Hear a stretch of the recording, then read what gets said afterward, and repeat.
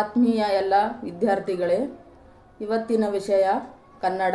ಪ್ರಶ್ನೆ ಪತ್ರಿಕೆ 3, ಕನಿಷ್ಠ ಅಂಕಗಳು 80. ಇದರಲ್ಲಿ ಅವಿಭಾಗದಲ್ಲಿನ ಪ್ರಶ್ನೆಗಳಿಗೆ ಪ್ರಥಮವಾಗಿ ಬರೆದ ಉತ್ತರಗಳನ್ನು ಮಾತ್ರವೇ ಮೌಲ್ಯಮಾಪನದಲ್ಲಿ ಪರಿಗಣಿಸಲಾಗುವುದು. ಅವಿಭಾಗ. ಅದರಲ್ಲಿ ಮೊದಲನೇ ಪ್ರಶ್ನೆ ಕೆಳಗಿನ ಪ್ರಶ್ನೆಗಳಿಗೆ ನೀಡಲಿರುವ ಉತ್ತರಗಳಲ್ಲಿ ಸರಿಯಾದುದನ್ನು ಆರಿಸಿ ಬರೆಯಿರಿ. 10 × 1 = 10. ಇದಕ್ಕೆ ಪ್ರತಿಯೊಂದಕ್ಕೂ 1 ಅಂಕಗಳು ಆಗಿರುತ್ತವೆ. ಇವರಂ ಪ್ರಾಣಪ್ರಿಯರಂ ನಿಯಮವಿಲ್ಲದೆ ಕರ್ಮವಶಮೇ ನಿಯಮವೇನು ಕಂದರ್ಪ ವಿಮೋಹದಿಂದಗಲ್ಚಿದೆ ವಿವೇಕನೇಯನನ್ ಕುಲದ ಪೆಂಪೆಳುವಿನೇಗಂ. ಈ ಪದ್ಯಭಾಗದಲ್ಲಿನ ರಾವಣನ ಮಾತುಗಳು ಕೆಳಗಿನ ಯಾವ ಹೇಳಿಕೆಯನ್ನು ಸಮರ್ಥಿಸುತ್ತವೆ? ಇಲ್ಲಿ ಸರಿಯಾದ ಉತ್ತರ ನೋಡೋಣ. ಇಲ್ಲಿ 4 ಆಪ್ಷನ್ಸ್ಗಳಿವೆ. ಅದರಲ್ಲಿ ರಾವಣನ ಅವಿವೇಕತನದಿಂದ ಆತನ ಕುಲದ ಹಿರಿಮೆಯ ಅಳಿಯಿತು. ರಾವಣನನ್ನು ದೂರು ಮಾಡಿದ್ದರಿಂದ ಸೀತೆಗೆ ಈ ದುಃಖ ಬಂದಿದೆ. ಅದರಲ್ಲಿ ರಾಮ ಸೀತೆಯರು ನೆಪ ಮಾತ್ರಕ್ಕೆ ಪ್ರಾಣಪ್ರಿಯರಾಗಿದ್ದರು. ಸೀತೆಗೆ ಆಕೆಯ ಕರ್ಮವಂಶದಿಂದ ಈ ದುಸ್ಥಿತಿ ಬಂದಿದೆ. ಇದರಲ್ಲಿ ಸರಿಯಾದ ಉತ್ತರ ರಾವಣನ ಅವಿವೇಕತನದಿಂದ ಆತನ ಕುಲದ ಹಿರಿಮೆಯ ಅಳಿಯಿತು. ಸರಿಯಾದ ಉತ್ತರ. ಪ್ರಶ್ನೆ 2. ಹಲವು ಹಳ್ಳಿಗಳು ಸೇರಿ ಏನಾಗುವುದೆಂದು ಸೋಮನಾಥನ ಅಭಿಪ್ರಾಯ? ಅದರಲ್ಲಿ ಕಾಲುವೆ, ನದಿ, ಸರೋವರ, ಸಮುದ್ರ. ಇಲ್ಲಿ ಸರಿಯಾದ ಉತ್ತರ ಸಮುದ್ರ. ಪ್ರಶ್ನೆ 3. ಯಾವ ಮಾತಿಗೆ ಕೊನೆಯಿಲ್ಲವೆಂದು ಪುರಂದರದಾಸರು ಹೇಳಿದ್ದಾರೆ? ಸುಳ್ಳು ಮಾತಿಗೆ,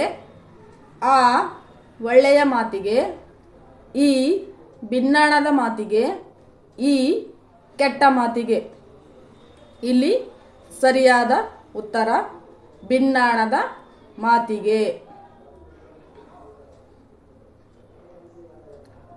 ಪ್ರಶ್ನೆ ಸಂಖ್ಯೆ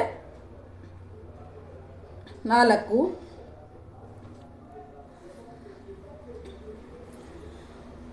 ಒಂದು ಹೂ ಹೆಚ್ಚಿಗೆ ಇಡ್ತೀವಿ ಪದ್ಯದಲ್ಲಿ ಮುದುಕ ಇರುವುದು ಯಾವ ಸ್ಥಳದಲ್ಲಿ? ಹೈದರಾಬಾದ್, ಆಸಾಂ, ಮುಂಬೈ, ಬೆಂಗಳೂರು. ಇಲ್ಲಿ ಸರಿಯಾದ ಉತ್ತರ ಆಸಾಂ.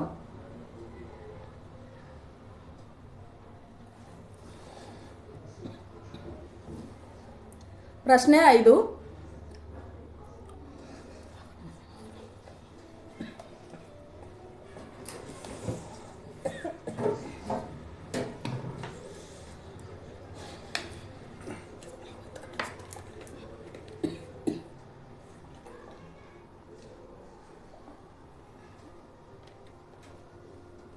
ಪ್ರಶ್ನೆ 5. ಒಮ್ಮೆ ನಗುತ್ತೇವೆ ಪದ್ಯದಲ್ಲಿ ಕವಿ ಜನರಿಗೆ ಯಾವುದಕ್ಕೆ ಗತಿಯಿಲ್ಲ ಎಂದಿದ್ದಾರೆ? ಅದರಲ್ಲಿ ಗಂಜಿಗೆ, ನೀರಿಗೆ, ಮನೆಗೆ, ಮೇವಿಗೆ. ಇಲ್ಲಿ ಸರಿಯಾದ ಉತ್ತರ ಗಂಜಿಗೆ.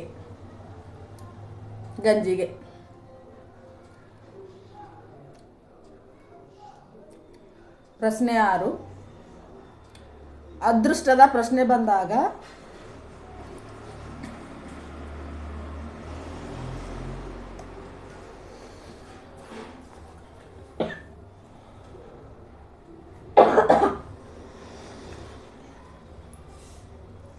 ಪ್ರಶ್ನೆ ಸಂಖ್ಯೆ 6. ಅದೃಷ್ಟದ ಪ್ರಶ್ನೆ ಬಂದಾಗ ಲೇಖಕಿಗೆ ನೆನಪಾಗುವುದು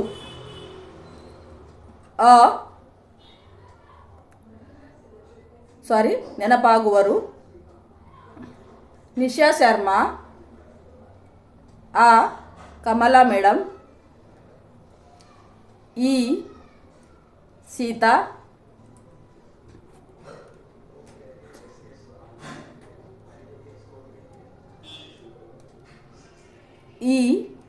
ಪ್ಲೇವಿಯಾ. ಇಲ್ಲಿ ಸರಿಯಾದ ಉತ್ತರ ಸೀತಾ.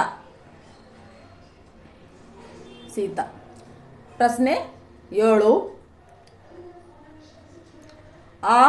ಅಪರಾಧೀನೆಗಡ ಪರಿಣಾಮವೆನಿದಿದಂ ಬಳಿಯ ಮಲ್ತೆ ದಕ್ಷಿಣೆಯ ನಿಯಮದು ಅರಮನೆಯವರವಂ ಕಬ್ಬಂ ಕಂಡಲ್ತೆ ಕಚ್ಚಳೆ ನಿತ್ತರ್ ಕತೆಯಂ ಕೇಳದು ಸೊಗಸಾಗೆ ಬಲ್ಲಂತೆ ಸಮ್ಮಾನಿಸುವೆವಂ. ಈ ಮೇಲಿನ ಮಾತುಗಳು ಯಾರು ಯಾರಿಗೆ ಹೇಳಿದ ಮಾತುಗಳಾಗಿವೆ? ಮುದ್ದಣ್ಣ ಮನೋರಮೆಗೆ, ಸೀತೆ ಶ್ರೀರಾಮನಿಗೆ, ಮನೋರಮೆ ಮುದ್ದಣ್ಣನಿಗೆ, ಶೇಷ ವಾತ್ಸಾಯನಿಗೆ. ಇಲ್ಲಿ ಸರಿಯಾದ ಉತ್ತರ ಮನೋರಮೆ ಮುದ್ದಣ್ಣನಿಗೆ. ಸರಿಯಾದ ಉತ್ತರ. ಪ್ರಶ್ನೆ ಸಂಖ್ಯೆ 8. ಕೃಷ್ಣೇಗೌಡರು ಬೈತಿದ್ದರಿಂದ ಇವತ್ತು ಲಾಯದಲ್ಲೇ ಮಲಗಿ ಅದೇನಾದರೂ ಕಳ್ಳತನದಲ್ಲಿ ಹೊರಹೋಗುವುದನ್ನು ಕಂಡರೆ ಸರಿಯಾಗಿ ಚಚ್ಚಿ ಬುದ್ಧಿ ಕಲಿಸಲು ತೀರ್ಮಾನಿಸಿದ್ದ. ಒಮ್ಮೆ ಕಾಡಿಗೆ ಹೋಗಿ ಬಂದಾಗಲಿಂದ ಏನೋ ದುರ್ಬುದ್ಧಿ ಶುರುವಾಗಿದೆ ಎಂದು ಅವನಿಗೂ ಶಂಕೆ. ಮೇಲಾಯುಧ ಲಾಯದಲ್ಲಿ ಮಲಗಲು ಹೋಗಿದ್ದಕ್ಕೆ ಕೆಳಗಿನ ಜೋಡಿಗಳಲ್ಲಿ ಯಾವುದು ಸರಿಯಾದ ಕಾರಣವಾಗಿದೆ? ಅದರಲ್ಲಿ 1ನೇದು, ಕೃಷ್ಣೇಗೌಡರು ಬೈದಿದ್ದರಿಂದ ಲಾಯದಲ್ಲಿ ಮಲಗಲು ಹೋದೆ. ಕೃಷ್ಣೇಗೌಡರು ಬೈದಿದ್ದರಿಂದ ಲಾಯದಲ್ಲಿ ಮಲಗಲು ಹೋದ. 2ನೇದು, ಆನೆಗೆ ಹುಚ್ಚು ಹಿಡಿದಿದೆ ಎಂದು ತಿಳಿಯಲು ಮಲಗಿದ. 3ನೇದು, ಆನೆ ರಾತ್ರಿ ಲಾಯ ಬಿಟ್ಟು ಹೋಗುತ್ತಿದೆ ಎಂದು ತಿಳಿಯಲು. 4, ಹೆಂಡತಿ ರೇಗಿದ್ದರಿಂದ ಲಾಯದಲ್ಲಿ ಮಲಗಿದ. ಇಲ್ಲಿ ಯಾವ ಹೇಳಿಕೆ ಸರಿಯಾದದ್ದು? 1 ಮತ್ತು 3. ಪ್ರಶ್ನೆ 9.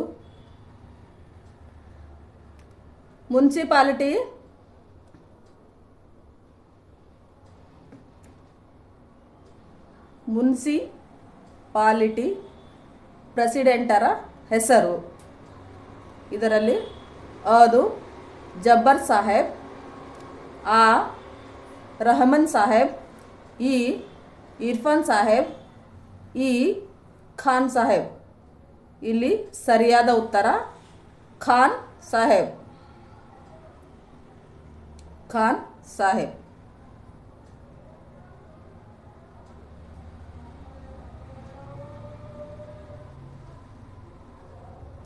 ಪ್ರಶ್ನೆ 10.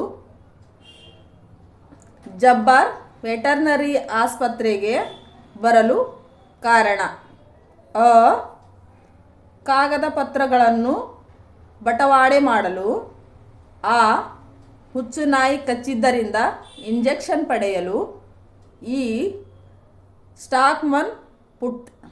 ಸ್ಟಾಕ್ಮನ್ ಪುಟ್ಟಯ್ಯನನ್ನು ಭೇಟಿ ಮಾಡಲು. ಮನೆಯ ವಿಚಾರಗಳನ್ನು ನಿರೂಪಕರಿಗೆ ಹೇಳಲು. ಇಲ್ಲಿ ಸರಿಯಾದ ಉತ್ತರ ಹುಚ್ಚುನಾಯಿ ಕಚ್ಚಿದ್ದರಿಂದ ಇಂಜೆಕ್ಷನ್ ಪಡೆಯಲು.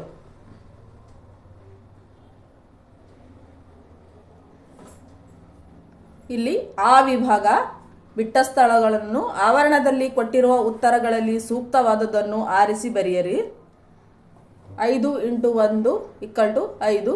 ಪ್ರತಿಯೊಂದಕ್ಕೂ 1 ಅಂಕಗಳನ್ನು ಒಳಗೊಂಡಿರುತ್ತದೆ. ಅದರಲ್ಲಿ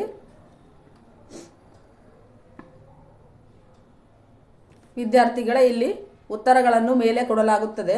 ನಾವು ಇದನ್ನು ಆಯ್ಕೆ ಮಾಡಿಕೊಂಡು ಇದರಲ್ಲಿ ಭರ್ತಿ ಮಾಡುವುದು. ಅದರಲ್ಲಿ 11ನೇ ಪ್ರಶ್ನೆ, ಕೊನೆಗೆ ಬಸಲಿಂಗ ಡ್ಯಾಶ್ಗಳಿಂದ ಮುಕ್ತನಾಗಿದ್ದ. ಇಲ್ಲಿ ಸರಿಯಾದ ಉತ್ತರ ಸುಳ್ಳು. ಸರಿಯಾದ ಉತ್ತರ ಸುಳ್ಳು. ಒಂದನೇದು ಸುಳ್ಳು. 12ನೇದು, ಬದುಕು ಡ್ಯಾಶ್ ಬಿಟ್ಟು ಇರುವುದಿಲ್ಲ. 12 ನೋಡ್ರಿ, ಬದುಕು ಡ್ಯಾಶ್ ಬಿಟ್ಟು ಇರುವುದಿಲ್ಲ. ಇಲ್ಲಿ ಸರಿಯಾದ ಉತ್ತರ ಭಾಷೆ. 12ನೇದು ಭಾಷೆ. ಈಗ 13, ದಣಿ ಎಂದಿಗೂ ಡ್ಯಾಶ್ ನಂಬುವುದಿಲ್ಲ. ಇಲ್ಲಿ ಸರಿಯಾದ ಉತ್ತರ ಒಕ್ಕಲ ಮಕ್ಕಳ. ಒಕ್ಕಲ ಮಕ್ಕಳ ಸರಿಯಾದ ಉತ್ತರ. 14ನೇದು, ವಿಜ್ಞಾನದ ಅಡಿಪಾಯ ಡ್ಯಾಶ್. ಇಲ್ಲಿ ಸರಿಯಾದ ಉತ್ತರ ಪ್ರಶ್ನೆ ಕೇಳುವುದು. ಪ್ರಶ್ನೆ 15, ಲೇಖಕರು ಹೇಳುವ ಹಳ್ಳಿಯ ಹೋಟೆಲಿನ ಹೆಸರೇನು. ಹೆಸರು ಡ್ಯಾಶ್. ಇಲ್ಲಿ ಸರಿಯಾದ ಉತ್ತರ ಚಂದ್ರ ಭವನ. ಚಂದ್ರ ಭವನ ಸರಿಯಾದ ಉತ್ತರ. ಮುಂದುವರಿದ ಭಾಗ ಈ ಪ್ರಶ್ನೆ 16, ಹೊಂದಿಸಿ ಬರೆಯಿರಿ. ನಾವು ಸರಿಯಾಗಿ ಯಾವುದಿಲ್ಲಿ ಹೊಂದುತ್ತದ ಅಂತ ನಾವು ಇದು ಟಚ್ ಮಾಡಬೇಕು.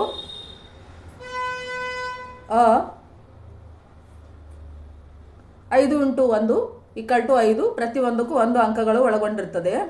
ಅದರಲ್ಲಿ ಅ ವಿಭಾಗ ಕೂಡಲ ಸಂಗಮ ದೇವ. ಇದು ಯಾರದು? ಬಸವಣ್ಣನವರದು. ಆ ಶತಕ. ಶತಕ ಇದು ಪೆಗೆಯಂ ಬಾಲಕನೆಂಬರೆ. ಇದು 3ನೇದು. ಈ ಪುರಂದರದಾಸರು.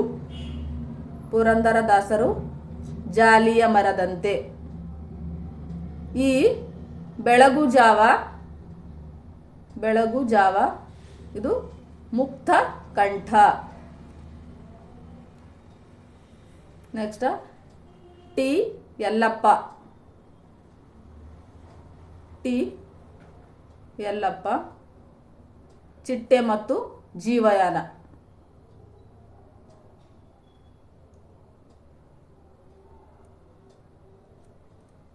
ಈಗ ಮುಂದುವರಿದ ಭಾಗ ಭಾಷಾಭ್ಯಾಸ ಉ ವಿಭಾಗ. ಇಲ್ಲಿ ವ್ಯಾಕರಣ ಸಂಬಂಧಪಟ್ಟಿರ್ತಕ್ಕಂಥ ಪ್ರಶ್ನೆಗಳು ಇರ್ತವೆ. ಉ ವಿಭಾಗ ಭಾಷಾಭ್ಯಾಸ. ಅದರಲ್ಲಿ ಈ ಕೆಳಗಿನ ಪ್ರಶ್ನೆಗಳಲ್ಲಿ ಯಾವುದಾದರೂ 4ಕ್ಕೆ ಸೂಚನೆಗೆ ಅನುಗುಣವಾಗಿ ಉತ್ತರಿಸಿರಿ. 4 × 8. ಪ್ರತಿಯೊಂದಕ್ಕೂ 2 ಅಂಕಗಳು ಒಳಗೊಂಡಿರುತ್ತವೆ. ಅದರಲ್ಲಿ 45ನೇ ಪ್ರಶ್ನೆ ನೋಡಿ.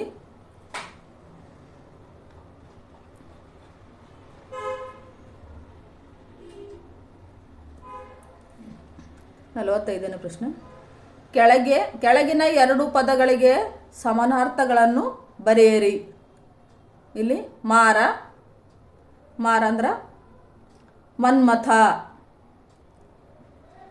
ಮನ್ಮಥ.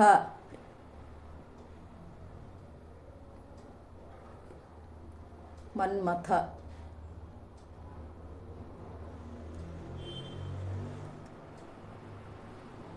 ಮದನ. ಕರ್ಮ. ನೆಕ್ಸ್ಟ್ ಕರ್ಮ. ಕಾರ್ಯ. ಕಾರ್ಯ ಅಥವಾ ಕೆಲಸ ಎರಡು. ನಾವಲ್ಲಿ ಒಂದು ಮಾತ್ರ ಬರಿತಾ ಇದ್ದೀವಿ, ಕಾರ್ಯ ಅಥವಾ ಕೆಲಸ. ಬಂಗಾರ, ಬಂಗಾರ. ಚಿನ್ನ, ಚಿನ್ನ. ನಾವು ಒಂದು ಮಾತ್ರ ಬರಿತಾ ಇದಕ್ಕೆ ನಾನಾರ್ಥಗಳು ನೀವು ನೋಡ್ಕೋಬೋದು. ಚಿನ್ನ, ಕನಕ ಇದರ ಅರ್ಥ ಇನ್ನೊಂದು. ಪ್ರಶ್ನೆ 46. ಕೆಳಗಿನ ಎರಡು ಶಬ್ದಗಳಿಗೆ ತದ್ಭವ ರೂಪ ಬರೆಯಿರಿ. ಫಸ್ಟು ಯೋಗಿ, ಯೋಗಿ ಜೋಗಿ. ಯೋಗಿ ಅಂದರೆ ಜೋಗಿ, ಜೋಗಿ. ಆಕಾಶ, ಆಗಸ, ಆಗಸ.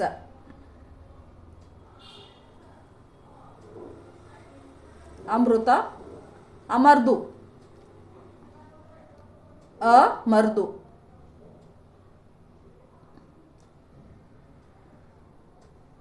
ಅಮರ್ದು. ಪ್ರಶ್ನೆ ಸಂಖ್ಯೆ 47. ಕೆಳಗಿನ ಎರಡು ಪದಗಳ ಗುಣವಾಚಕಗಳನ್ನು ಗುರುತಿಸಿ ಬರೆಯಿರಿ.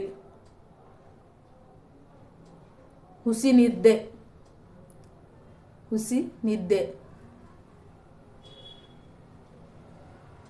ಹುಸಿ. ದುರ್ಗಂಧ, ಇದರದು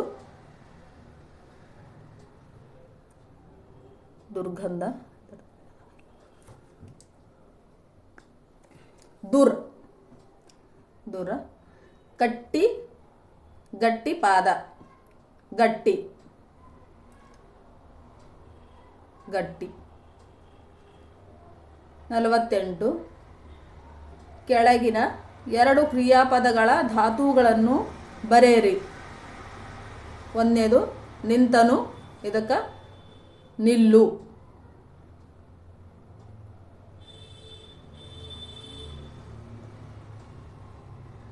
ನಿಂತನು, ನಿಲ್ಲು.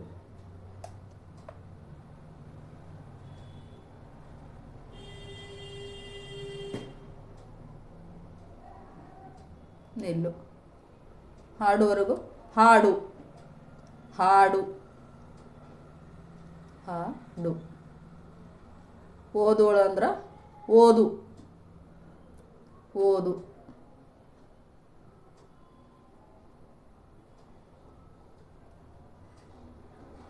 Next question 49. ಕೆಳಗಿನ ಎರಡು ಪದಗಳ ವಿಭಕ್ತಿಗಳನ್ನು ಹೆಸರಿಸಿ. ಮೊಮ್ಮಗಳನ್ನು, ಇದು ಮೊಮ್ಮಗಳನ್ನು. ಅನ್ನು ದ್ವಿತೀಯ, ಅನ್ನು ಬರ್ತದೆ. ಯಾವ ವಿಭಕ್ತಿ ಪ್ರತ್ಯಯ? ದ್ವಿತೀಯ ವಿಭಕ್ತಿ ಪ್ರತ್ಯಯ, ದ್ವಿತೀಯ. ನೆಕ್ಸ್ಟ್ ಗದ್ಯದೋಳ್ ಅಂದ್ರೆ ಅಲ್ಲಿ ಬರ್ತದೆ. ಇಲ್ಲಿ ಇದು ಅಲ್ಲಿ ಬರೋದರಿಂದ ಇಲ್ಲಿ ಸಪ್ತಮಿ ವಿಭಕ್ತಿ ಪ್ರತ್ಯಯ, ಸಪ್ತಮಿ.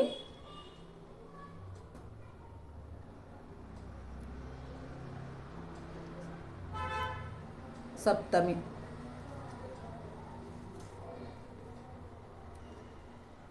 ನೆಕ್ಸ್ಟ್ ಕೀರ್ತಿಗೆ, ಇಲ್ಲಿ ಗೆ ಬರ್ತದ. ಗೆ ಅಂದ್ರೆ ಚತುರ್ಥಿ, ಚತುರ್ಥಿ ವಿಭಕ್ತಿ ಪ್ರತ್ಯಯ. ಇದು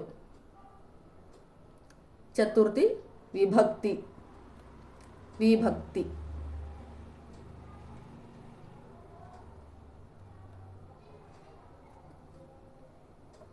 ನೆಕ್ಸ್ಟ್ ಪ್ರಶ್ನೆ ಸಂಖ್ಯೆ 50. ಇಲ್ಲಿ ನುಡಿಗಟ್ಟುಗಳನ್ನು ಕೊಟ್ಟಿದ್ದಾರೆ. ನೀವು ಸ್ವಂತ ವಾಕ್ಯಗಳಲ್ಲಿ ನೀವು ಜೋಡಿಸ್ಕೊಂಡು ಬರಿತಕ್ಕಂಥದ್ದು.